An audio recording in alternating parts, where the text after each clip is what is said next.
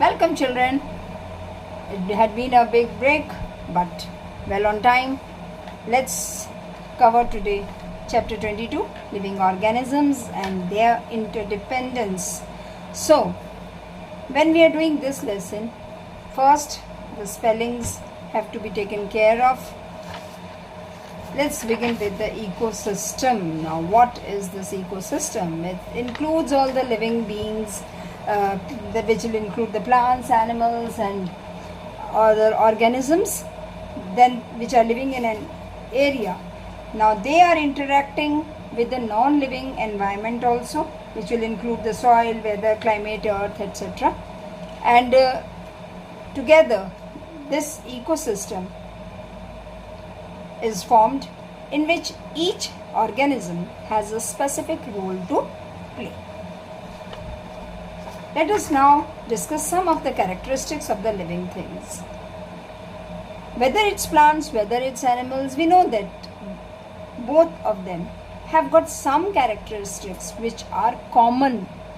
What are these common features? There is a formula that we were made to learn by our teacher when we were small.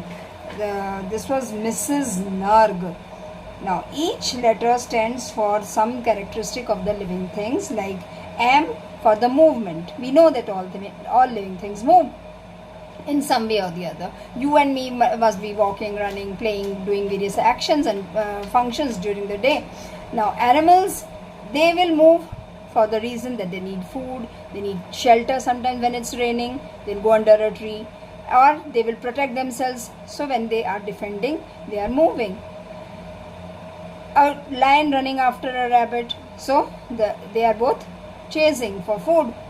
Now one is running for shelter, of course, for protection, but they are showing the movement. Now many plants, you must have noticed that they move towards the source of light. Can you name that? Sunflower, yes. And have you even observed that the roots, they grow downwards and the shoot is moving upward towards the light? This is also a movement shown by plants. Touch me not plant. If you will touch that plant, the leaves will droop down. After some time they regain. So this is another feature of movement. Now respiration. Let us come to this R. R is respiration. Respiration is breathing. Now what is it? It's children, for a common person, breathing is just taking in oxygen and giving out carbon dioxide. But for a science student, it is a chemical process that is happening within the cells, as a result of which the energy is released from the food that we eat, and all living organisms breathe because they all need energy. Now human, animals and plants, they all take in oxygen and give out carbon dioxide. Some children often object, saying, ma'am, how plants are breathing oxygen? Yes, during the night, when the plants are not performing the process of photosynthesis, they also breathe in oxygen and give out carbon dioxide. That is why it is often said, do not go near the trees during the night, because they are also giving out carbon dioxide and it is very harmful for us. During the day, the plants take in carbon dioxide and give out oxygen. This is during the process of photosynthesis. Let's move on to the next characteristic of the living things, and that is the sensitivity. Sensitivity towards light, that any stimulus we can sense and feel through the sense organs, like eyes when nose is smelling, so, and ears, if they are hearing a loud sound, we move away from it. Tongue, all this is sensitivity, and the skin also, by touch it feels it. So these are all the characteristics of the living organisms, and they are very highly sensitive because of these specific organs called the sense organs. Now Mimosa pudica, the plant, touch me not, can also be placed under this category also, because it is showing the sensitivity towards the touch. Okay, now next we have nutrition. Nutrition is another feature of the living things, because if we are growing, then we need energy, and for that we need food to survive. So all human and animals, they are all dependent on the plants for their nutrition, directly or indirectly, because plants have got the capacity to prepare food by the process of photosynthesis. Although plants also need nutrition, and that nutrition they are getting from the soil. So next is excretion. Now whatever food has been taken in for the energy, the waste is being produced, and we have to get rid of the waste from the body, because then it will be harmful for us. So these wastes are disposed of from the body to release us from the toxins otherwise that are being produced in the body, and to avoid the diseases that are caused due to it. Next is reproduction, which is another feature of the living things, their ability to produce their own kind, their own species. Humans and animals, they give birth to the young ones by a process which is known as reproduction, and they pass their characteristics from one generation to the another.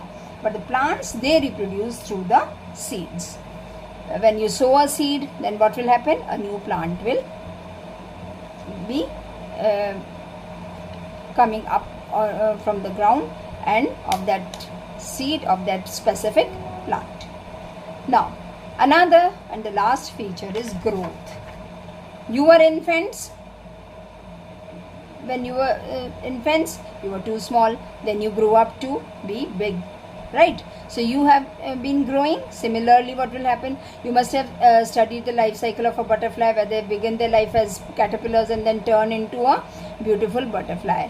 Now birds and some animals, they hatch their eggs, like the snakes, reptiles and all, and otherwise they give birth to the young ones. Plants also, as tiny seeds, they grow into full grown trees. Okay, so these are the characteristics of the living things, which you can learn by this formula, Mrs. Null. Now let us come to some. Now plants are there, animals are there in the ecosystem. So do not you think that they are interdependent on each other? Now plants and animals together form a biosphere. Because of this interdependence, they are for the various functions, they form a biosphere. Now in this biosphere, there are different kind of interdependence. One such is the nutritional interdependence. They are dependent on each other for their nutrition. You must have observed different food chains. Now one such food chain I am going to show you here, where this sunlight falls on the plants. Plants have got the capacity to produce their own food. Then the grasshoppers, they get their food from the tiny insects which are there on that, and the grasshopper feeds on the grass also. Then this grasshopper is eaten by the frog, which is the secondary consumer. Then the tertiary consumer is the snake, which is feeding on the frog, and then the eagles, they are feeding on the snake, so they are the final consumers. After which, when the eagle dies, and it returns back to the soil, where it is decomposed by various fungi and bacteria and microorganisms that are present there. So this is the nutritional one example of nutritional interdependence, where the plants are the producers, and who are the consumers? The herbivores, they consume the plants. Now carnivores, they feed on the herbivores, and these carnivores, when they die, they are eaten away by the decomposers that are present in the soil. So in the biosphere, this chain of nutritional interdependence is often repeated. Then we have the breathing, carbon dioxide and oxygen interdependence is there, where the green plants, they will utilize the carbon dioxide from the air during the process of photosynthesis, and this carbon dioxide is supplied to them by whom? By the animals, who are giving out carbon dioxide during the process of breathing. Now plants, they are continuously cleaning the air and making it breathable by giving out oxygen. So there is a delicate balance, children, which is maintained by the plants and animals together by their mutual interdependence. Another thing, plants are also dependent on the animals for one important process that is known as pollination. Now, what is pollination? You must have seen tiny insects, honeybees and all visiting the flowers during the daytime. Now, in the flowers, there are these male reproductive organs, the anthers. Now, in the anthers are produced pollen, which are tiny dust, yellow dust-like particles, which you must have also observed. When these insects, they come on the flower, sit on the flower for the nectar, then during that time, these pollens, they stick on their legs and wings. Now, when this insect will go to another flower, it will dust off the pollen grains on the stigma of that another flower. Now, stigma is the female reproductive organ of a flower. Now, when the pollen grains fall on the stigma, this transfer of pollen grains from one flower to another has happened, and this is called cross pollination. So, this important task of pollination is performed through the interdependence of plants and animals. Another is plants are also dependent on the animals for the dispersal of seeds and fruit. Now, what are dispersal? Dispersal is the carrying away of the seed of a plant to a distant place, from the place of its origin to a distant place. Now, what happens? These animals, they are visiting the plants, and while grazing, you must have seen often that on the tail of the cow, on its hair, some seeds like hook-like seeds, they untangle. Some like this, gokru seeds. And now what happens when these cows, they move to another place, they fall over there, and during the rainy season, different kind of plants grow at different places, distant places. So these, sometimes you must have seen squirrels also feeding on the nuts, and some of the seeds go undigested in their digestive tract, and when they pass out the excreta, with that the seeds come out, and then they fall in another place, and when they get the air and water, a new plant grows in a different place. Okay, so next is interdependence in relation to aeration and nutrition. Now, this is very interesting thing. You must have seen earthworms in your school also. During the rainy season, many of the earthworms, they come out. Now, these earthworms are called the farmer's friend. Why? Because they contribute a lot to the fertility of the soil. They make the soil very fertile by moving the soil up and down. They feed on the decaying matter of the soil, and in this process, they are moving the soil. Now, they make burrows inside the soil, and these burrows make the soil airy. अब जितना soil airy होगा ज़्यादा, that will become more fertile, enabling the plants will grow very quickly there. Decaying leaves are eaten by these earthworms, and then that adds the minerals and humus to the soil, which increases the productivity also. Okay, so next interdependence is they are interdependent on the plants and animals are interdependent for the shelter and defense also. How? See, many insects such as beetle, wasps and moths, they protect their offspring by depositing the eggs on the plant parts. Have you seen? Now, these eggs, they develop a gall around them for protection. Okay, and ultimately immature insects, they come out of the gall safely. Beetles live within the leaf tents. They make the leaf tents during the daytime.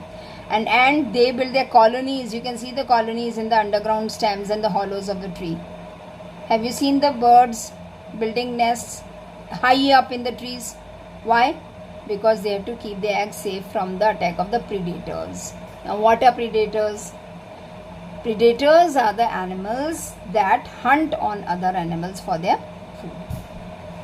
One important term again in this interdependence is symbiosis. Now, symbiosis means when two or more organisms are living together. Why they are living together? Because they are causing mutual benefit to each other. Okay. Now, suppose There are some bacteria that are found in the large intestine of the humans, and they are helping in the digestion of the waste that is produced. Another example is a fungus plant which receives nourishment when the ants chew the leaves into a pulp form and bring it underground. So this fungus plant is getting the food from the ants, which is making the pulp of the leaves. So this is symbiosis, where two animals, or it can be two animals or animal and a plant, that are living together for the mutual benefit of each other. So this is all from the living organisms. Please go through the lesson. Spellings, most of them are in the questions only. So do check your paper again. Revisit the paper before submitting. Bye.